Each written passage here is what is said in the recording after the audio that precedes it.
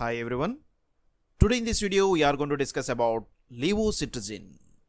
What is levocetirizine? This drug is levoisomer of cetirizine, and cetirizine is one of the second generation antihistamine.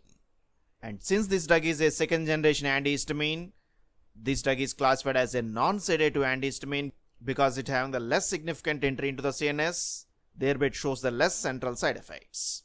So most of these second generation antihistamines are non-sedative in nature. So levocetirizine is also non-sedative, but it can produce few of the mild symptoms like somnolence, a drowsiness in the patients. So today in this video, let us see how this levocetirizine acts, what are the side effects, pharmacokinetic parameters, dosage and clinical use of this levocetirizine. First of all, let us see the structure of levocetirizine, and this is a second generation antihistamine having the structure like this. And why it is called as levo? Because it is having the stereoactive center. You can observe here this carbon is attached to the 4 different groups. So it is a stereoisomer, and among these stereoisomers, levoisomer is more active. So levocetirizine is the levoisomer of the cetirizine. Let us give the name for this levocetirizine. And here the principal functional group is the carboxylic acid. So we can give the numbering here 1 and this is 2. So simply this is a acetic acid derivative. So we can write this as acetic acid. And this acetic acid is attached with a ethoxy group at the second position. So we can write this as 2-ethoxy. So levocetirizine is a 2-ethoxy acetic acid.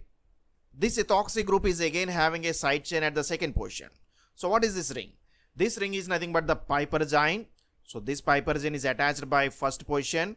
So we can write it as 2-piperazine 1-yle. Now this piperazine ring is having side chains at the fourth position, so we can write 4-. What are the groups? One is the para-chlorophenyl ring and another one is the phenyl ring which is attached to the methyl group. So we can write this as 4-chlorophenyl and phenyl methyl. So that is the complete name of the levocetirizine. So now let us see how this levocetirizine acts as anti-allergic substance. Normally any allergen can act as antigen. So these antigens can stimulate the immune response such that they are going to stimulate the T helper lymphocytes, which are finally stimulate the B cells. These B cells are going to release the IgE antibodies. So these IgE antibodies can act on the mast cells as well as eosinophils. So on the mast cells, IgE receptors are going to be expressed. So here IgE antibodies can bind to the Fc epsilon or binding site. They can stimulate the mast cells such that the mast cells are degranulated and histamine is going to be released.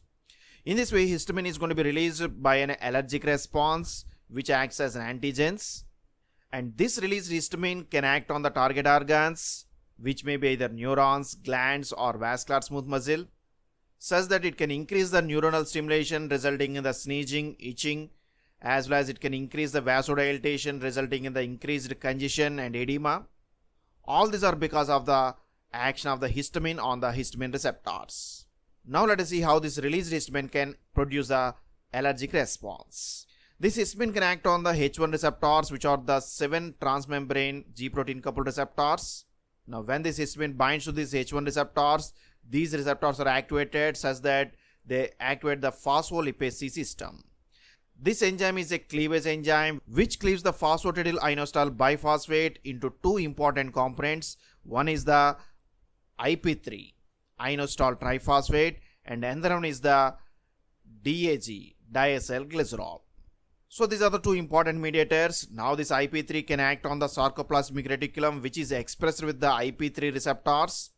When IP3 binds to these IP3 receptors, they will stimulate the release of the calcium from the sarcoplasmic reticulum. Similarly, DAG can interact with the plasma membranes and it can stimulate the protein kinase C pathway. And when this pathway is going to be stimulated, it can open the inward going calcium channels through which calcium can enter into the membrane. In this way, intracellular calcium levels are increased by action of the histamine on the H1 receptors. Now what happens with the raised intracellular calcium levels? It depends on the type of target organ.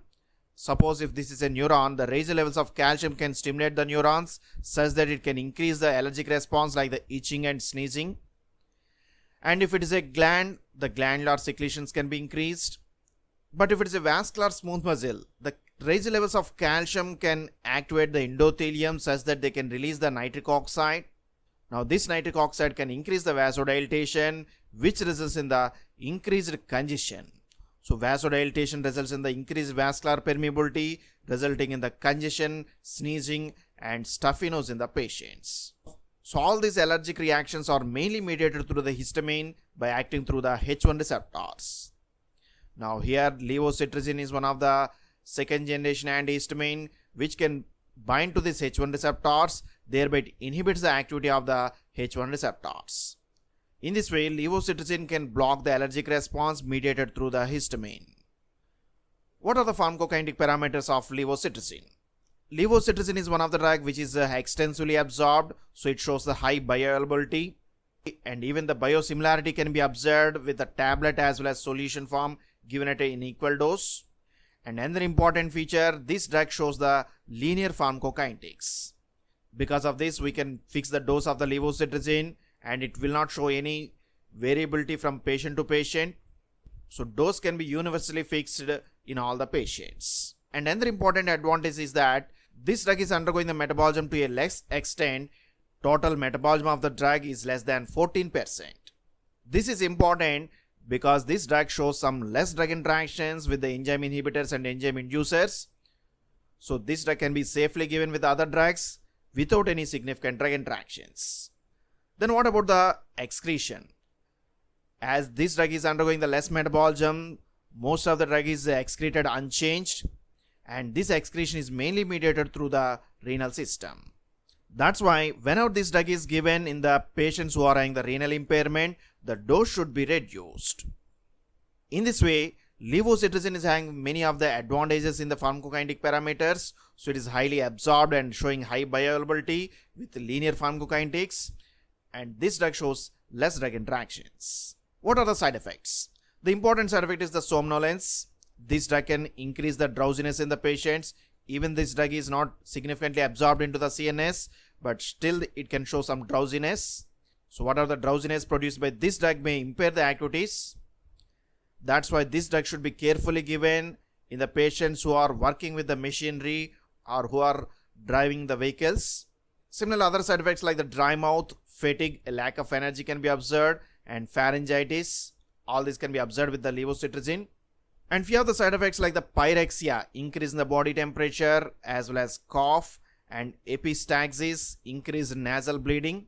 All these three side effects are mainly observed when this levocetirizine is given to the children of age 6 to 12 years. So whenever the levocetirizine is given to the children, a risk of nasal bleeding and cough may be observed, which should be carefully monitored. What are the precautions?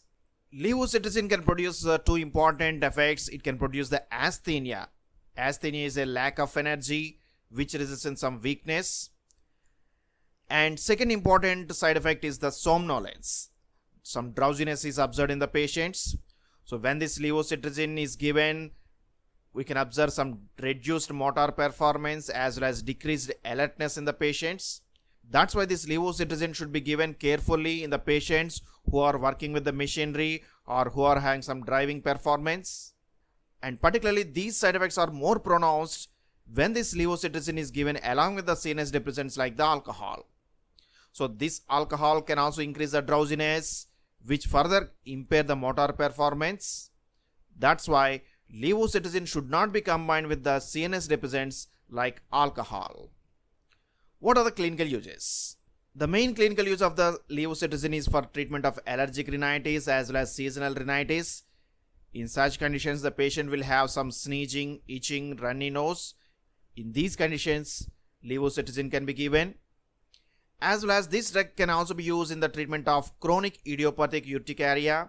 This is one of the skin reaction where we can observe hives, swelling on the skin, and swelling of lips and throat can be observed along with some skin rashes. In such conditions again, levocetirizine can be used. How it is given? Levocetirizine is given as a tablet at a dose of 5 mg. This tablet can be broken into the two fragments and there is a line between this tablet. And this drug is also available as a solution which is available at the dose of 2.5 mg per 5 ml. So what is the dose of this levocetirizine? This drug is not indicated for the children of age less than 6 years. So this drug is only given for the children greater than 6 years. So for adults as well as the children greater than 12 years, the initial dose of the levocetirizine is 5 mg once daily. Similarly, for children of 6 to 11 years, the initial dose is around 2.5 mg, again once daily. So that's about the levocetirizine. Levocetirizine is a levoisomer of cetirizine, which is a second generation antihistamine, which is a non-sedative antihistamine, showing the less sedation compared with the first generation antihistamines. But this drug can also produce somnolence, which may impair the daily activities. So this drug should be carefully given in the patients who are working with some machinery or having some driving performance. And this drug should be carefully given with the other CNS depressants like the alcohol, which further impair the motor activity as well as alertness in the patients. Levocetirizine acts as an antagonist of the H1 receptors, thereby it can reduce the itching, sneezing, congestion produced by histamine. That's why this drug can be used in the treatment of allergic rhinitis or seasonal rhinitis as well as chronic idiopathic urticaria. Levocetirizine can be used. This drug is highly bioavailable and shows linear kinetics, and it is less metabolized, so it shows less drug interactions with the enzyme inducers and inhibitors, but it is mainly excreted by the renal system, so in patients who are having the renal impairment, the dose should be somewhat reduced. Somnolence, fatigue, dry mouth and pharyngitis are the important side effects of levocetirizine. And in the children 6 to 12 years, this drug can produce some epistaxis, nasal bleeding, cough and pyrexia, which should be carefully monitored. So that's about the levocetirizine. Hope you have enjoyed this video. If you like this video, please subscribe to our channel, share this video with your friends, post your comments in the comment box. Thank you for watching this video.